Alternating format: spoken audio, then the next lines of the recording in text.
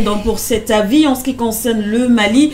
Docteur Essomba, cet élément justement majeur qu'a noté monsieur Ndom, ce rôle qu'est en train de jouer l'imam Dicko aujourd'hui, alors que le pays, les militaires au pouvoir sont en train d'engager, sont allés du côté de Kidal. On sait ce que représente Kidal. À côté de cela, il y a également comme une sorte de guerre de communication, parce que du côté des rebelles, par exemple, on nous dit que là-bas, on dément l'entrée du convoi des forces armées maliennes. On demande d'ailleurs tout ce qui a été dit en termes de communication au niveau du gouvernement malien. Donc il y a justement cette confrontation également au niveau de la communication, et qui peut aussi jouer sur la psychologie ou alors le mental de la population. Oui, Manuela, c'est qu'il faut pouvoir relever que le rôle d'une armée est capital. Oui. C'est-à-dire au-delà exceptionnellement de faire un coup d'État, à l'effet de restituer une démocratie verrouillée, à l'effet d'apporter des solutions à des crises sans issue. L'armée a pour mission tribunicienne de justement protéger les hommes, leurs biens, les institutions et surtout l'intangibilité du territoire. Parce qu'on ne peut pas avoir dans un État, il y a une région qui est totalement abandonnée entre les mains des terroristes ou entre les mains des putschistes, oui, sans que justement l'armée républicaine ne réagisse. Et je pense que c'est dans cette veine-là, c'est dans cette trajectoire que s'inscrit le rôle de l'armée malienne. Et vous vous rappelez que la ville de Kidal est une ville névralgique au Mali, c'est-à-dire on sait un peu comment cette ville comporte en termes justement des ressources, même des ressources naturelles. Donc ce n'est pas évident justement que cette ville soit abandonnée entre les mains des gens illégitimes. Donc l'action de l'armée est tout à fait évidente. Et à mon sens, il faut y aller jusqu'au bout. Oui. Parce que quand vous voyez aujourd'hui ce qui se passe, je le disais chaque jour. Vous savez, c'est le noir.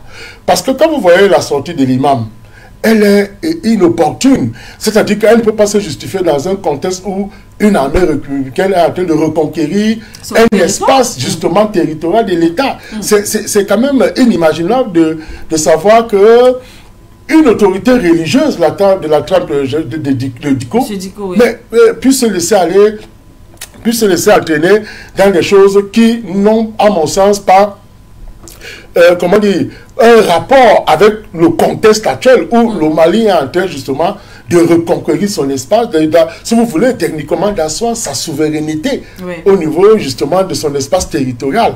Donc, vous voyez aujourd'hui, et ça, c'est ça qui me gêne, parce que au fond de sa casquette, donc d'abord religieuse, parce que c'est un imam, c'est quand même curieux de savoir qu'il n'accompagne pas l'État malien à un moment aussi critique. Vous pensez qu'il est aussi manipulé? Mais bien entendu. Écoutez, moi je sais dire une chose, c'est-à-dire que on sait faire à un moment donné, il faut faire des combats, mais à un autre moment donné, il faut savoir arrêter les combats. Surtout que lorsque on se retrouve dans une situation ou un contexte ou un environnement de crise comme celui-ci, où on voit comment le Mali est en train de se démener avec tous les moyens logistiques, parfaits, comme on le disait tout à l'heure, de ramener, d'imposer sa souveraineté sur toute l'étendue de son territoire, mais on voit que de l'autre côté, il y a un autre comment dire, un autre citoyen malien du haut de sa statue d'autorité religieuse qui lance un appel pour dire, bon, ok, il faut déjà que les autorités militaires de la transition puissent passer la main aux civils. C'est vrai, moi je l'avais dit ici, le meilleur coup d'État, c'est celui au bout duquel on restitue le pouvoir aux civils. C'est-à-dire que tant qu'on ne l'a pas restitué aux civils, justement, le coup d'État n'a pas toute sa splendeur, n'a pas toute son utilité. Parce que peut-être aujourd'hui, on tend vers la militarisation des régimes politiques africains, mais ce qu'il faut relever, c'est que le bon coup d'État, c'est que quand on l'a fait, on a instauré un climat de paix, de sérénité, de tranquillité. À ce moment-là, maintenant, les militaires peuvent se retirer, si vous voulez, organiser.